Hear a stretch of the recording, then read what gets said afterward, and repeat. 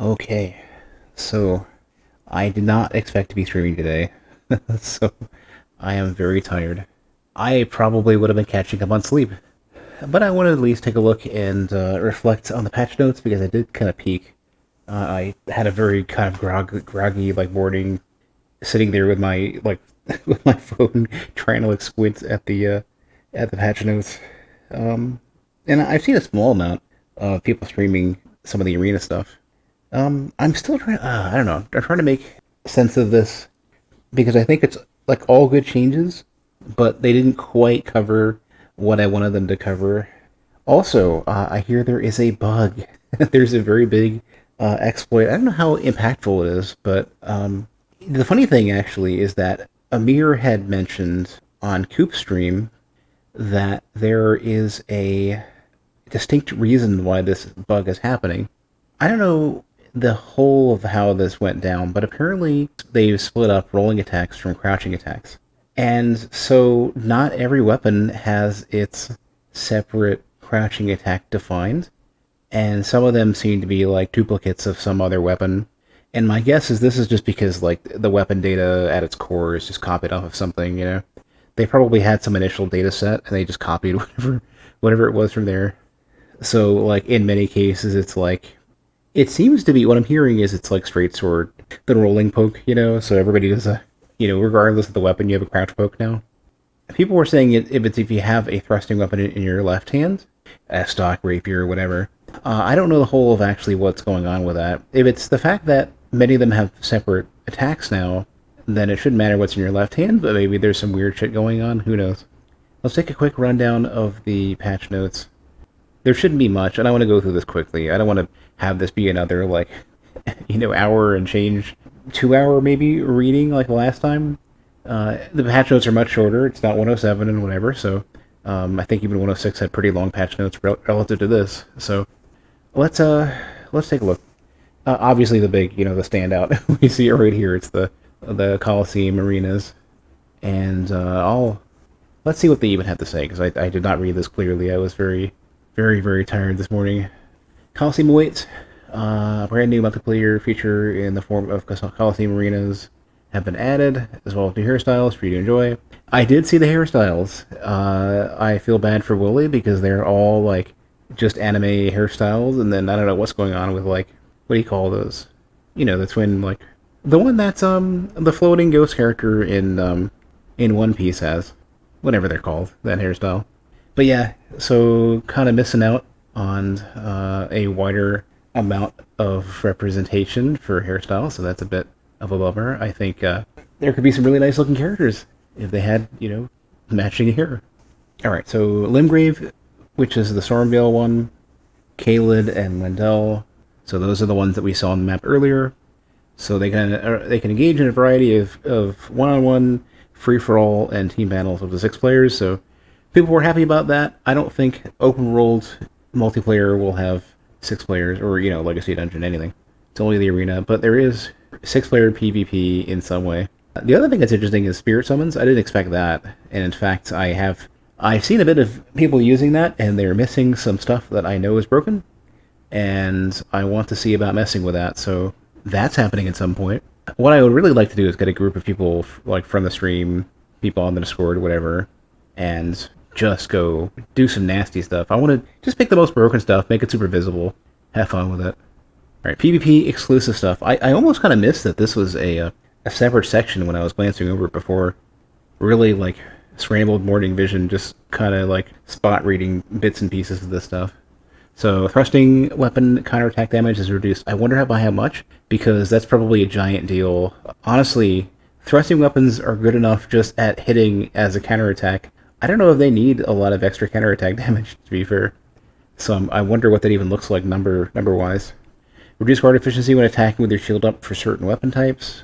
Honestly, like, I kind of feel like the cases where I have seen guard pokes, they've just hit really hard, so I think just being able to guard it all where you're, like, I don't think you need to have a lot of damage. I think it really needs to be closer to, like, what Dark Souls 1 had, where, guard pokes were okay, but they weren't, like, ridiculous. The thing in Dark Souls 1 was just that it was, like, you couldn't, the ways you cracked a shield weren't head-on, they were instead, like, backstab them, or, bleed, or parries or whatever. You weren't trading very well with a weapon that was just trying to like guard break it or do damage. Poise damage of the following weapons have been reduced, but their weapon arts are the same. Straight swords, thrusting swords, heavy thrusting swords, curved swords, axes, spears, twin blade swords, strangely enough, and katanas. So it sounds like every light hit has been everything like under like great spears and stuff has anything like generally slow, anything great sword esque in speed. So their poise is lower, which is good because that shit was annoying. I sort of understand for PvE, and luckily it's PvP exclusive, but they didn't need the extra poise damage. Just the advantage of the speed and the weight was plenty. Now, like as a heavier build, or even if you're not even using a heavy weapon, just having the ability to tank these things a little more easily now. I don't know what the numbers are. I'll need to check that at some point. But I think a lot of things will change regarding this. I'm not exactly sure, to how much. What's the significance of all these changes? But it's like, I don't know if it's like 10 or more, depending. Then it could be something like now it's way easier to do things like cast Ghost Flame, Stormcaller. A lot of trades will be a lot easier, especially if the two-handed attacks are reduced. I'm trying to think of what else. I think like every crowd control scenario becomes easier because a lot of those cases have hyper armor, or you can just tank a hit and then then you're go. You just need that startup time. So this sounds actually like promising. Reduced poise of Bestial Sling. I guess wasn't it already reduced once as it was? I do remember it feeling like it had a lot more poise damage than it needed, just because like I don't think it's meant to be a big impactful thing. I think it's meant to be like if you don't have a lot of dexterity and you have a decent amount of faith, or you're working with bestial incantation, like you have that seal, then of course you'll have some damage. But I think it's supposed to be specifically meant to be like cheap as an extra ranged option you can do quickly. Reduce the power of carried slicer. I'm kind of fine with that. I mean, it was a little much. It was a little bit, especially like you could, not only is it like the most efficient thing you can do sorcery wise, pretty much, but it also, it scaled extremely well. I mean, I will say I'm not a fan of how strong the difference between, I guess it's two things. One is I'm not a big fan of the difference between very little spell stats and completely maxed out. I think that can be handled a bit better. At least it's better than Dark Souls 3, where it went from nothing to one-shotting people, but at great cost. But I also am not a big fan of like the ridiculous investment you need, equipment-wise, even just to do decent spell damage. I mean, I don't know. I think it tweaks spells a bit, and they can make it worth it, but they're not quite there yet. You have to make massive sacrifices to basically have a even remotely usable pure caster that does decent damage and is scary enough up close to not just like chase and kill. But Slicer certainly was too strong. 180 for 4 FP is just ridiculous, especially because it's so fast. Not even necessarily for the like the standing R1, but every running, rolling, cancel out of some other weapon kind of attack is just super fast, jumping attacks. So I don't think that really is a big it's not a big concern for me, even though I want to spellcast a lot. In fact, I'd rather use something else and not feel like I need Slicer as much. The other thing is that Slicer was always obnoxious to fight, as like many other builds, so that's fine. Here's some non-PvP stuff. Increase speed and distance of some attacks. I'm scared already when they say distance. And reduce the recovery time for the following weapons. So daggers, axes, hammers, and flails. I'm not sure if this is everything dual-wielded or just flails dual-wielded. Daggers being faster could be cool. Longer range, I'm worried. I'll have to, I need to know, is it just only dual-wielded flails? Or everything dual-wielded? I mean, axes, to be fair, honestly, hammers and axes both are obnoxiously slow dual-wielded, so hopefully it's those. Daggers, to some degree, I think, between their range and how you have to dedicate so much, you have to commit so much to the attacks, like the all-yellow one attacks, that might be fine, honestly. Increase the speed of some attacks and reduce the recovery time for the following weapons. Twin Blade, two-handed. Reapers would be all the scythes, fist, and claw. I think scythes, fist weapons, and claws absolutely needed it. Twin blades, I think I get it two-handed, and I think the reason why is because the just dual wielding it is just way far superior right now. So, and even like last stream, I think I just demolished a dude who was trying to grind me down with a two-handed twin blade. So, yeah, they could use some love. Like, I would never have considered them at all, and now I should probably take another look just to make sure. Slightly increase their speed of crouching and rolling attacks of colossal swords. I guess. Like, I'd prefer they change them in some other way that'll make them better, but, we'll see. Increases aggro damage of axes guard counters. That's fine. I don't care too much about that. They'll never hit me, and, well, almost never. And that'll be nice for PvE. Increase poise when attacking with two-handed hammers. Yes. Keep going. Keep going. Increase poise damage of claws. Weapon arts remain unchanged. Sure. That's not bad. I mean, claws need help. Increase poise value during the active art of the stamp for uppercut and sweep. Yes. Yes. In fact, honestly, that might make me want to reevaluate what I'm doing with that freaking regen build. Well, I mean, I don't know what I'm calling it now. It's like more of a tanky build at this point. But I could do stamp sweep from. I have a Master Sword on that character, and if I could just poise through and just like cut people, then that would be nice. Or really sweep, I guess, in this case. Increase poise of the weapon / part of transient moonlight, and reduce the poise of the magic wave. I really want to see more. Like, I did read some of this, and this is the part that I did catch that I was upset about. I think this is a great change for transient moonlight. I think they're basically doing what they did with Rivers of Blood, where they're starting to move stuff onto the slash and off of the waves. They need to fucking just get the freaking damage off the wave. Get the massive, like, you shouldn't be able to do 1,000 damage to a character damn near instantly at that range for so cheap. And I have I have a little bit that I want to say about this later, but I'm gonna like finish this section and then go back. Reduce the speed of thrusting sword and heavy thrusting sword crouching attacks. Yes, it's a good change. Notice they don't say rolling attacks though, and that's important. I think that's what we were talking about earlier, where they seem to have split those into separate attacks, and of course they have a bug now as a result. But they can tune these separately, which is really important. The concern that I have, and I think I might have mentioned like a few streams ago or something, where my concern was that I have no idea how they're going to tune crouching attacks properly and not make rolling attacks terrible. And now that they're separate, they can do whatever they want, which is really good because they should never have been identical. They're so monumentally different in having, one has the whole windup of a roll, and that can't be slow, but the crouch has like nothing. So the crouch obviously needs to be like slower and more manageable in some way. Reduces dagger caused by double-handed, not two-handed. Double-handed. What does that mean then? Do they mean dual-wielded, I guess, in this case? I'm hoping that that's what they mean. They're not using the same terminology between each of these notes. Reduces dagger caused by double-handed, heavy thrusting sword jumping attacks, and the speed. No, not both of these. So one's for thrusting and heavy thrusting swords for their crouching. The other is just heavy thrusting jumping attacks. That's good. That was obnoxious to deal with. Reduce poise damage of hammers, great hammers, and some colossal weapon. Okay, wait. Reduce the poise damage of hammers, great hammers, and some colossal weapons. Weapon arts remain unchanged. I know what this is. These already are doing, like, beyond 137 poise damage. These are doing something closer to, like, 200 plus. So, honestly, this is okay. Because in 107, they were getting to a point where you could very easily just stance break loop bosses and stuff. So this had to be changed. Otherwise, like, you just trivialize certain bosses. And you can still stance break, you just can't just keep doing it over and over again.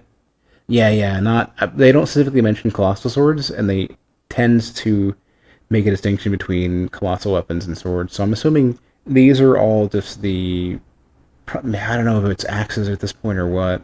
I would say mostly everything hammer-esque, everything giant, like in that range, Reduce the poise damage of Cragblade. That is going to take care of some really obnoxious setups with Cragblade thrusting swords, I'd imagine.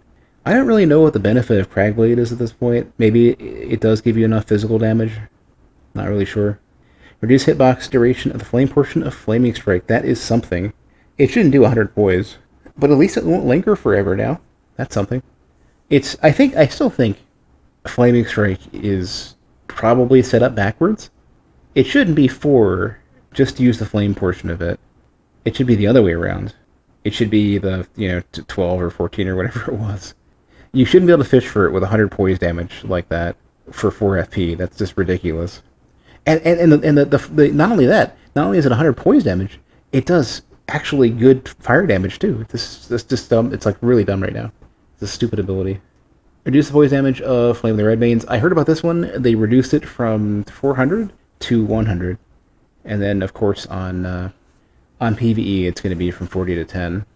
And I'm fine with that. Like, I don't think it's meant to be a poise breaking thing. I think it's meant to have good poise damage, but I think it's meant to offer a big swath of fire that goes a long distance. I think it's meant to be more like decent damage, harder for harder to miss, and be like good AoE for groups and stuff. I don't think it's meant to be your poise break option, especially because you can just put it on anything.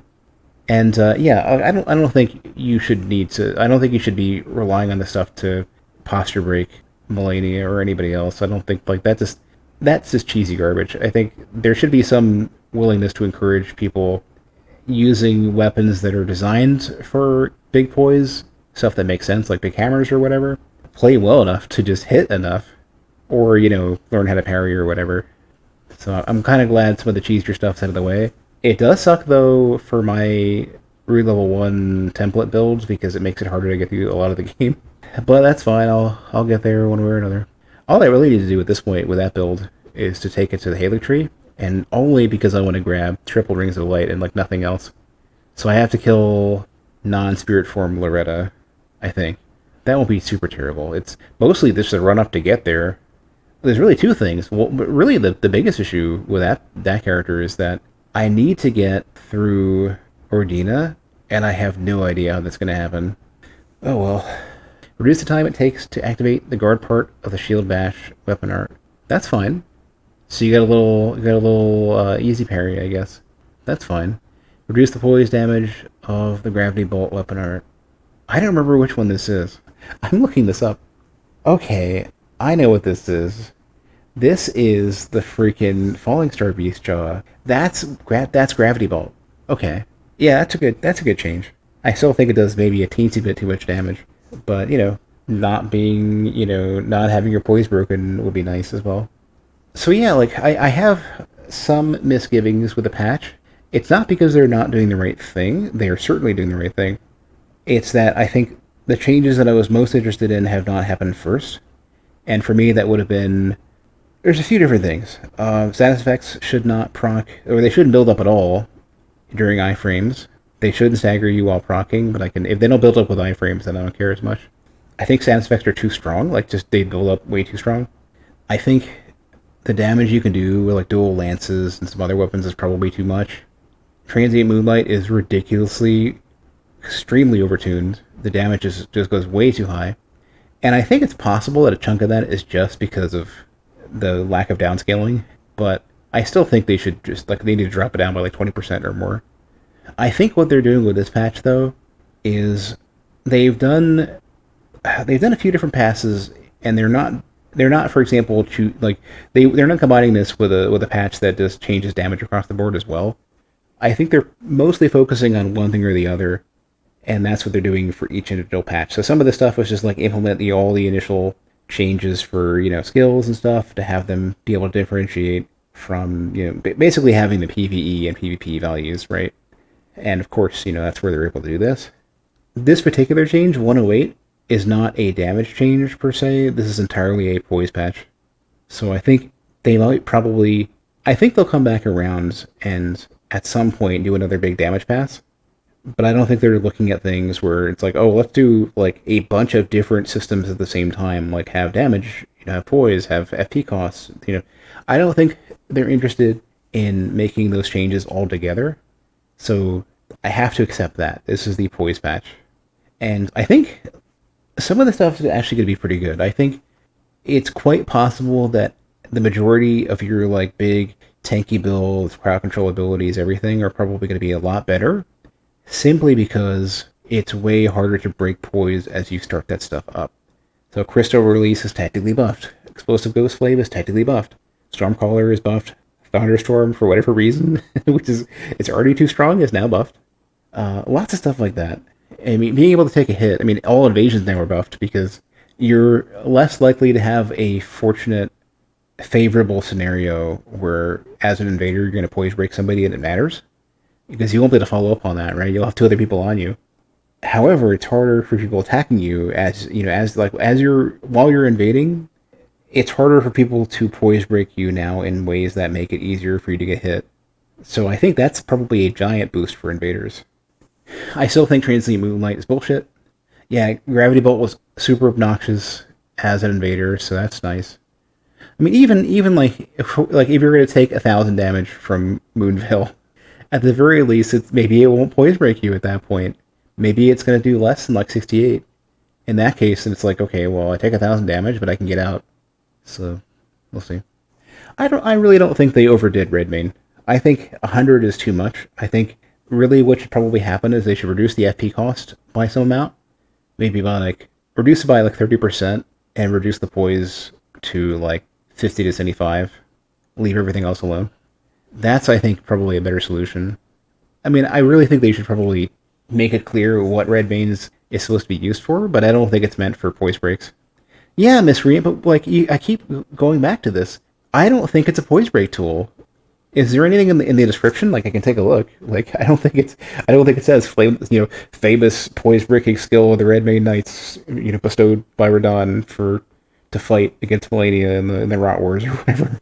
Or there's the Shattering. I don't think it's intended to be a poise break tool. Let's see. It says Flame the Red Mains, skill the Red Mains who fought alongside General Radon, produce a powerful burst of flames in a wide frontward arc. Yeah, so I don't know how people are getting hung up on this needing to be a poise break skill. It's not. There's no need. I mean, is it not enough for it to just be, oh, I have a big swath of damage in front of me that I have as as an otherwise melee build that scales off of strength? That's plenty. I think the FP cost is really hefty for a strength build, So I think that's the biggest thing. It should probably cost less. I think, what was it, 20-ish? Or, 16 or something? Let's see, what is it? 14. Yeah, if it costs 10, that would probably be fine. I think the damage is fine. I think it's probably just too expensive. Maybe a teensy bit too slow.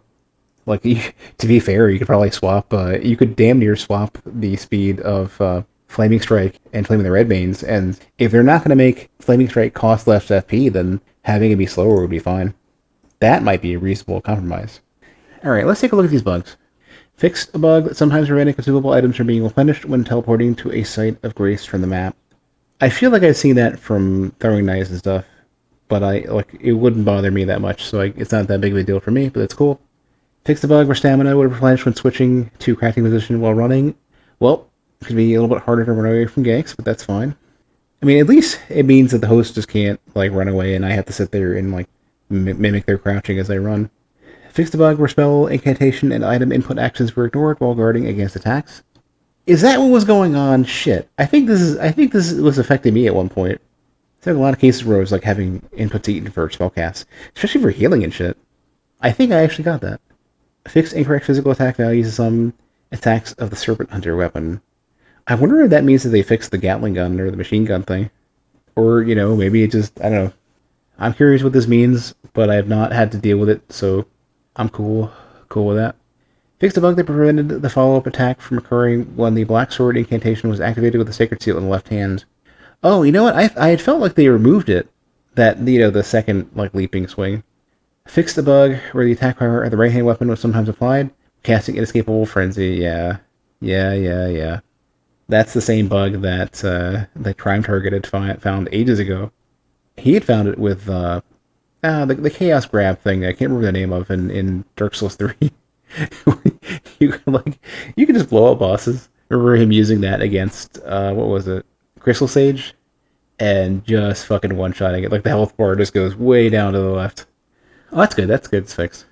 Fixed the bug that can cause multiple damage instances when certain spells and incantations were casted while jumping. Yeah, it was nice, but it needs to get fixed. What will happen as well is once they get all these bugs out of the way, that means it's easier for them to properly assess balance for things. Fixed a bug that caused weapon arts to be incorrectly used with specific combinations of weapon and weapon arts. I wonder which. I'm assuming this is not the glitch casting stuff where you use you can swap into America's Hammer and fly to get AFK farmers and stuff. I'll have to look into some of this stuff. But yeah, I think my overall impression is like they definitely did the right thing. They didn't fix things that I wanted them to fix yet, but like these are all like necessary fixes. I mean, just because I'm a bit bummed out about like they didn't fix some obnoxious stuff, it's still they're on it's the right direction. There will be more patches. I mean, we haven't even seen the first like big DLC yet. The Colosseums in the past were like for Dark Souls 3 and whatnot were paired with paid DLC. So we haven't even hit that first paid DLC yet, and if they don't have at least two, I'll be shocked. I could see them have like three or something at this point, just because it's such a big game. And to be fair, I mean this is the true successor to Dark Souls 2, so three DLCs would make sense, but definitely more than 100%. And there will be big multiplayer changes as well, big number changes, I'm sure. I think what's going to happen is that like now that these poise values are probably more along the lines of where they want them to be, I think they're going to go back and do it like it could be soon too. It could be like the next 2 or 3 months from now at most. Probably we'll see a damage change. In fact, I could see them having the first DLC show up within 2 to 4 weeks, and that update, which will have the first like PvE major content, some legacy dungeon or whatever, might have basically the other half of the changes that I want to see here, which will be status effect nerfs. They don't proc while you're under iframes. Transient moonlight gets nerfed. Stuff like that. We'll see.